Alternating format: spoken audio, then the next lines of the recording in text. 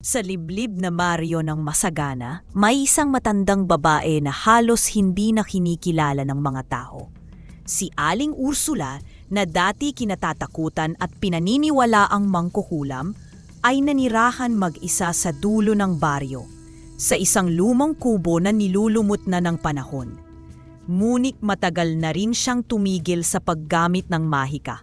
Sa totoo lang, matagal na niyang isinumpa ang sarili na wag nang muling bumalik sa dilim. Ang tanging kasama niya sa buhay ay si Itim, isang asong askal na may matingkad na kulay na balahibo, matatalas ang mata ngunit malambing ang kaluluwa. Inampon niya ito mula sa isang ilog na halos umagos ang bangkay ng mga inabandunang hayop. At simula noon, naging anak, tagapagtanggol at tangi niyang katuwang si Itim sa bawat araw ng katahimikan. Ngunit sa kabilang bahagi ng baryo, may isang lalaking lulong sa alak, si Kaloy. Laging amoy gin, laging galit, at laging walang pakialam sa sinumang madaanan niya. Sa isang gabi ng kabaliwan at kalasingan, dumaan siya sa tapat ng bahay ni Aling Ursula.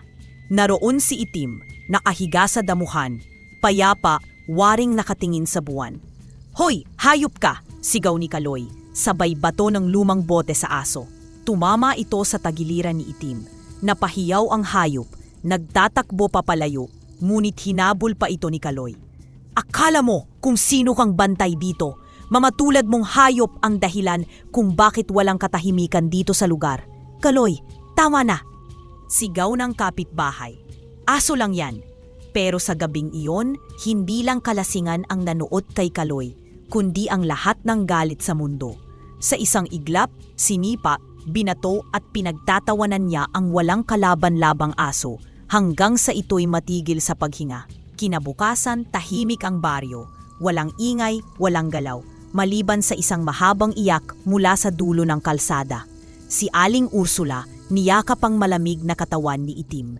Hindi siya nagsalita. Hindi siya tumingin sa sinuman. Pero sa anyang mga mata, naroon ang bumabalik na apoy. Hindi galit, kundi isang uri ng sakit na mas masahol pa sa pagkasunog. "Hindi ako galit, Itim," bulong niya habang hinihimas ang ulo ng alaga. "Pero hindi ko mapapayagang walang kapalit ang pagkitil sa isang nilalang na tawing kasalanan lang ay ang magmahal." Kinagabihan, sa isang madilim na lugar ng kanyang kubo, inilamas ni Aling Ursula ang isang kahong matagal na niyang kinandado, kahong may laman ng mga lumang sangkap, balat ng ahas, buto ng uwak at isang bote ng dugo ng paniki. Isang orasyon ang kanyang binigkas na matagal niyang isinumpang wag muling sabihin. "Sa ilalim ng buwan, sa lakas ng gabi, ibalik mo ang lakas sa aking tinig." Ang gumawa ng salang walang kaluyuwa ay gumapang sa dilim ng kanyang pagkatao. Si Kaloy ay nanaginip kinagabihan. Nakita niya si Itim, duguan, nakatingin sa kanya, hindi umiimik, pero naroroon ang mga matang puno ng tanong. Bakit?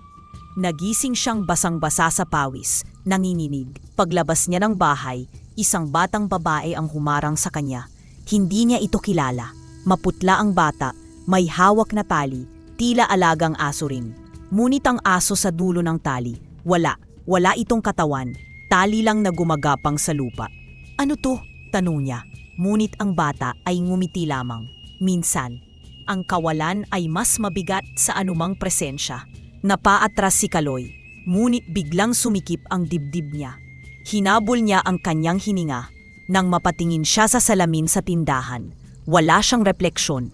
"Puta, ano to?" Mula noon, sinumpa si Kaloy ng mga kababalaghang na hindi niya maipaliwanag. Ang bote ng alak na kanyang iniinom nagiging tubig kanal. Ang pagkain sa kanyang mesa nagiging lupa. At ang bawat pag-idlip niya ay isang bangungot na paulit-ulit niyang nararanasan. Si Itim, si Aling Ursula at ang sarili niyang anyo na unti-unting nabubulok. Isang gabi, lasing at basad, lumapit siya sa kubo ni Aling Ursula. "Aling Ursula, alam kong kayo ang may gawa nito. Bawiin niyo na, patawad na." Lumabas si Ursula, nakasuot ng itim, Dala ang bote ng alagang alikabok ng aso. "Patawad?" tanong niya. Malamig ang boses. "Hindi mo nga alam ko para saan." "Sa aso nyo, sa ginawa ko, lasing ako. Wala ako sa sarili. Tao lang." Napatingin si Ursula sa kanya, puno ng luhang hindi niya pinakawalan.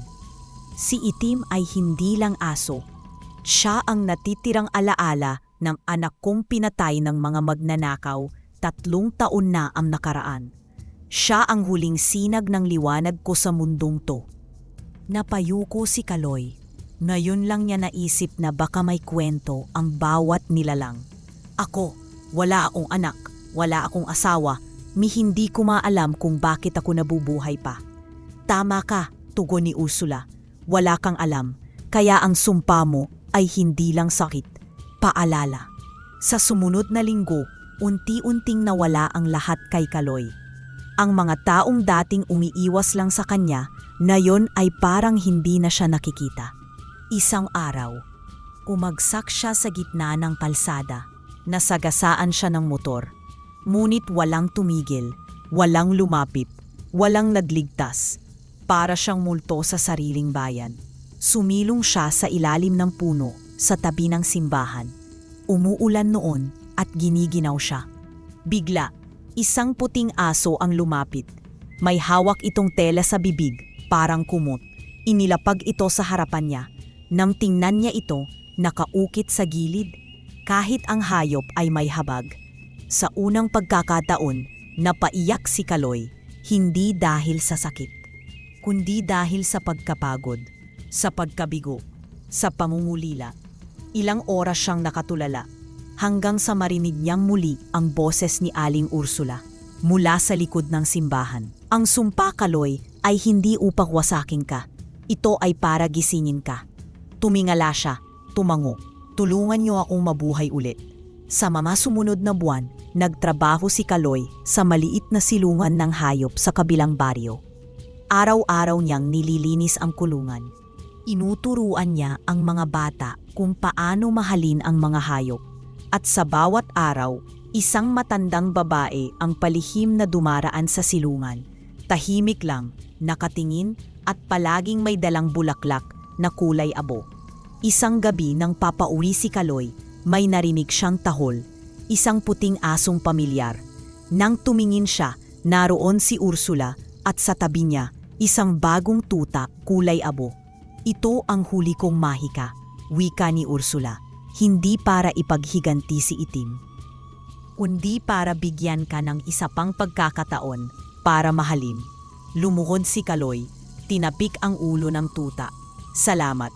Pangako, hindi ko nasasayangin ito." Minsan ang sumpa ay hindi kaparusahan, kundi paalala. At ang tunay na mahika ay nagsisimula sa pusong handang magbago.